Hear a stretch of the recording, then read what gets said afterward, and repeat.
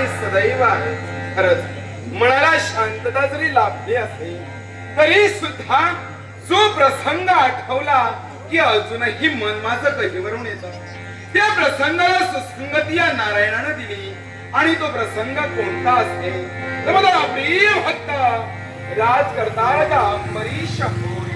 त्या राजकर्ता अंबरीशावर महत् प्रसंग निर्माण झाला. तो प्रसंग असा ज्यावेळी दुर्वास महामुनीचं आगमन राजकर्त्याच्या दरबारात झालं आणि असं असताना दुर्वास महामुनीने एका क्षुल्लक कारणावरून राजकर्त्या अंबरीशाला शाप दिला आणि तो शाप कोणता असेल तर हे अंबरीशा तुला 10 गर्भवास भोगावे लागतील. होय हा शाप ऐकता क्षणी एक सारखा दुःखाने दुःखमय झाला तो माझा प्रिय भक्त अंबरीश होय. त्याच वेळी त्याच्या मुखातील शब्द ते शब्द कोणते असतील तर हे नारायणा अरे कळू लागल्या दिनापासून एक निष्ठेनं तुझी भक्ती या अंबरीशानं केली. आषणी शयनी नयनी भोजनी सर्वत्र ठिकाणी तुला भजला पूजला त्याचं देवाश्रय हेच का.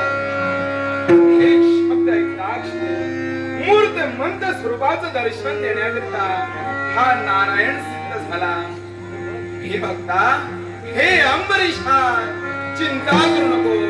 तुला दिलेला शाप हा महाविष्णू भोगण्यासाठी तत्पर आहे. होय महाविष्णू भोगण्यासाठी तत्पर होय. तद्दिनापासून मत्स्य कुर्म वराह असे नाना तऱ्हेचे अवतार धारण करून या सृष्टीचं सृजन करण्यासाठी हा नारायण सिद्ध झाला.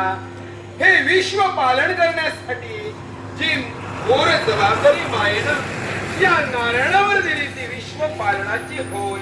हेच विश्व पालन करण्यासाठी हा नारायण सर्वतोपरी सिद्ध आहे. म्हणून या जगाचं सूत्र मी हाती घेतला. ही वैजयंती माळा ही भक्त रक्षणाची ब्रितावली माझ्या कंठी धारण केली आणि जगताचं सूत्र हाती घेऊन सर्वत्र हा सूत्रधार म्हणून नटला. तो विश्व कल्याणासाठी आणि जगत पालनासाठी होय. या जगाचं सूत्र हाती घेऊन सूत्रधार या विश्वाचा सूत्रधार